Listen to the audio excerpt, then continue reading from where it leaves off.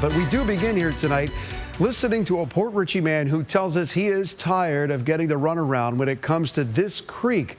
Good evening, everyone. Welcome in here to Tampa Bay 28 News at 5. I'm Paul Legrone. And I'm Lauren St. Germain. Thanks for joining us. He says this creek has been backed up ever since the hurricanes, and the ground behind his home is now eroding.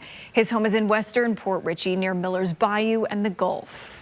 And Richard Sheppard reached out to Tampa Bay 28 News asking for help, writing in part here, "We have a problem since last year's hurricanes. We have major erosion and a stream that turned into a stagnant marsh quicksand area. I've been fighting," he says, "the city of Port Richey now for months."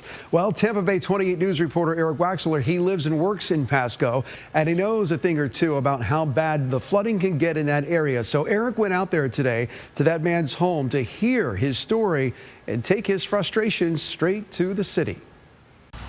I actually own to that pole. The creek behind Richard Sheppard's home used to be enjoyable. Yeah, it's a beautiful 3-foot stream with fish, wildlife, every day.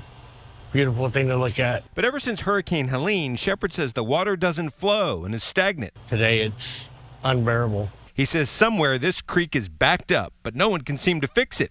The hurricane also caused erosion to the ground behind his home, and for months, Richard says he's been trying to figure out who is responsible for what between the city, the HOA, and SwiftMud. The problem now is the city saying, okay, you own from the pole up, so that's your responsibility.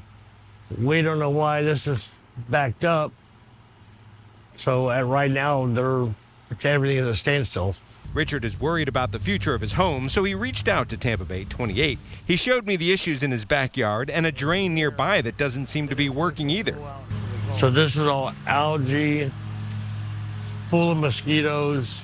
Richard says the city of Port Richey has made some attempts. They cleared out a ditch just down there, but still no fix. Emails back and forth show the mayor and city manager have been responsive in trying to help Richard, and the city manager even came to look at the problem in person.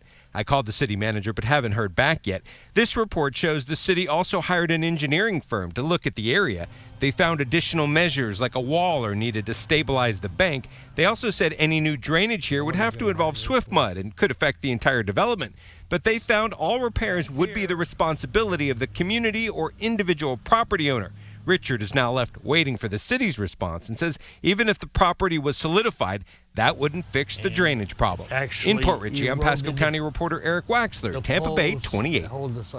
And Eric is our Pasco County reporter, and for nearly a year now, he has been dedicated to following up on the flooding concerns in all parts of the county. It's something that we have seen frequently since the hurricanes Helene and Milton.